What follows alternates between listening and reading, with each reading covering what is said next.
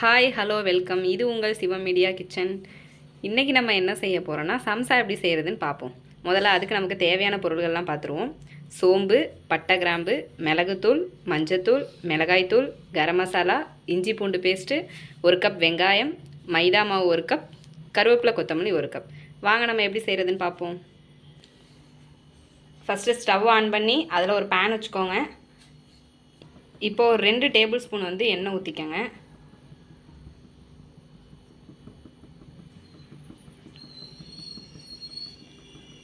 எண்ணெய் நல்லா காயட்டும். இப்போ ஒரு 1/4 டீஸ்பூன் வந்து சோம்பு போட்டுக்கோங்க. இப்போ 2 பட்டை 2 கிராம்பையும் சேர்த்துக்கோங்க. நல்லா பொரிஞ்சு வரட்டும். இப்போ இது நல்லா பொரிஞ்சதுக்கப்புறமா நம்ம இப்போ நறுக்கி வச்சுருக்க 1 கப் வெங்காயத்தை அதில் சேர்த்துக்குவோம். சேர்த்து நல்லா கிண்டிக்குவோம். வெங்காயம் நல்லா ப்ரௌனிஷாக வர வரைக்கும் கிண்டணும். இப்போ நம்ம வெங்காயம் வதங்குற நேரத்தில் இப்போ நம்ம அந்த மாவு இருக்குல்ல, அது வந்து சப்பாத்தி மாவு பதத்துக்கு நல்லா பிசைஞ்சு எடுத்துக்குவோம். நல்லா சாஃப்டாக இருக்கணும். இப்போ வெங்காயம் நல்லா வதங்கிட்டு இருக்கும்போது தேவையான அளவு உங்களுக்கு உப்பு சேர்த்துக்கோங்க. உப்பை ஆட் பண்ணி நல்லா மிக்ஸ் பண்ணிக்கோங்க. இப்போ 1 டேபிள் ஸ்பூன் வந்து இஞ்சி பூண்டு பேஸ்ட் ஆட் பண்ணிக்கோங்க. சேர்த்து நல்லா மிக்ஸ் பண்ணிக்கோங்க. வெங்காயம் வந்து நல்லா ப்ரௌனிஷ் ஆகிற வரைக்கும் மிக்ஸ் பண்ணணும். இப்போ நம்ம மசாலாலாம் ஆட் பண்ணிக்குவோம். 1/4 டீஸ்பூன் மஞ்சத்தூள், 1 டீஸ்பூன் மிளகாய்த்தூள், 1 டீஸ்பூன் மல்லித்தூள், 1/4 டீஸ்பூன் கரம் மசாலா சேர்த்துக்கோங்க. இப்போ 1/4 டீஸ்பூன் வந்து மிளகுத்தூள் சேர்த்துக்குவோம். நல்லா மிக்ஸ் பண்ணிக்கோங்க. மசாலாலாம் நல்லா வெங்காயத்தில் நல்லா உள்ளே இறங்கணும். மசாலாலாம் நல்லா மிக்ஸ் ஆனதுக்கப்புறமா இப்போ நம்ம 1 கை அளவு மல்லித்தூளும் மல்லி தலையும் கருவேப்பிலையும் சேர்த்துக்குவோம். நல்லா கிண்டி நல்லா வதங்கணும். நல்லா வதங்கி முடிச்சதுக்கப்புறமா இப்போ நம்ம சம்சாக்குள்ளே வைக்கிற அந்த ஸ்டஃபிங் வந்து ரெடி பண்ணுறோம். இப்போ நம்ம சம்சா எப்படி ரெடி பண்ணுறதுன்னு வாங்க பார்க்கலாம். இப்போ நம்ம மாவு பிசைஞ்சு வச்சுருந்தாலும் அது வந்து நல்லா அப்படி பாலாக நல்லா உருட்டி எடுத்து வச்சுக்குவோம். அதை வந்து நல்லா சப்பாத்தி மாதிரி நல்லா தேய்க்கணும். அதை விட நல்லா சாஃப்டாக வந்து தேய்ச்சி எடுத்துக்கணும். நல்லா இப்படி நைஸாக வந்து தேய்ச்சி எடுத்துக்கோங்க.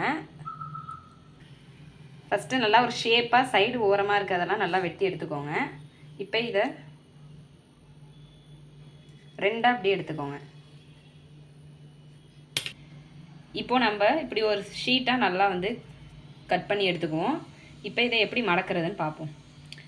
இப்போ அந்த ஷீட்டில் சென்டரில் வந்து நம்ம தண்ணி ஊற்றி கலக்கி வச்சுருக்க அந்த மைதா மாவை வந்து சேர்த்துக்குவோம். சேர்த்துட்டு அப்புறம் லெஃப்ட் சைடு வந்து இப்படி மடக்கிக்கணும். அது ஒரு கோன் மாதிரி வந்து க்ரியேட் ஆயிரும். இப்போ இந்த கோன் மாதிரி வந்திருக்கிறதுல இப்போ நம்ம செஞ்சு வச்ச இந்த ஸ்டஃபிங்கை வந்து உங்களுக்கு தேவையான அளவு சேர்த்துக்கோங்க.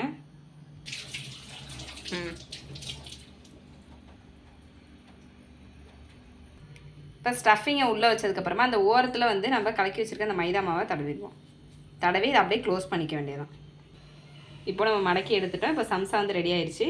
இதே மாதிரி மீதி இருக்க எல்லா மாவுலையும் நம்ம செஞ்சு வச்சுக்குவோம்.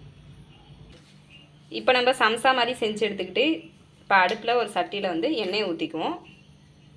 அதை பொரித்து எடுக்கணும். தேவையான அளவு எண்ணெய் ஊற்றி எண்ணெய் நல்லா காயணும். அப்போ தான் பொரிச்சு எடுக்க முடியும். அப்போ தான் நல்லா மொறு மொறுன்னு வரும் சம்சா. இப்போது எண்ணெய் நல்லா காய்ச்சதுக்கப்புறமா இப்போ நம்ம ரெடி பண்ணி வச்சுருக்க அந்த சம்சாவை எண்ணெயில் போட்டு நல்லா பொரிச்சு எடுத்துக்குவோம்.